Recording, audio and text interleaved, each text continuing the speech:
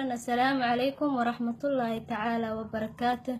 إن الحمد لله نستعين ونستغفر ونعوذ بالله من شرور أنفسنا ومن سيئات أعمالنا. من يهد الله فلا مضل له ومن يضلل فلا هادي له، وأشهد أن لا إله إلا الله وحده لا شريك له، وأشهد أن محمدا عبده ورسوله. أما بعد، walaalahayga muslimka waxaa la wadaagayaa duco aad u muhiimsan.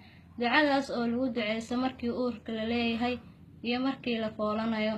ducadaas waxaa ku duceysan jireen ambiyadii. waa 3 aayadood.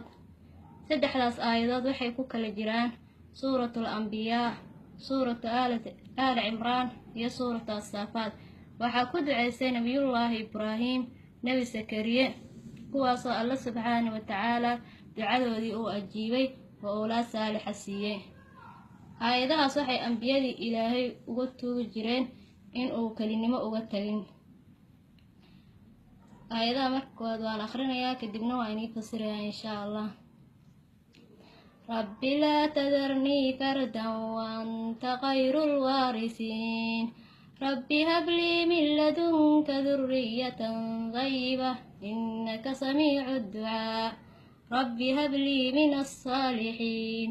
oo micnaheedu tahay rabbi laa tadarnii fardan wa anta khayrul waarisiin, ilaahay oo kelinimaha nooga tagin waxaa tahay ka wax dhaxlo midka ugu khayrka badan.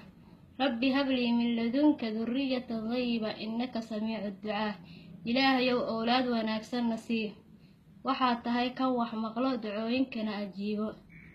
rabbi hablii min as-saalixiin, ilaahay oo awlaad saalixiinana sii oo alla ka baqdo camalo wanaagsanna samayso. walaalayaal, ku duceysa ducadaas. qofkii ilaahay awlaad oo u qoray wuu helayaa, qofkii kaleetana wax ka khayr badan ayuu alla siinayaa. السلام عليكم ورحمة الله تعالى وبركاته.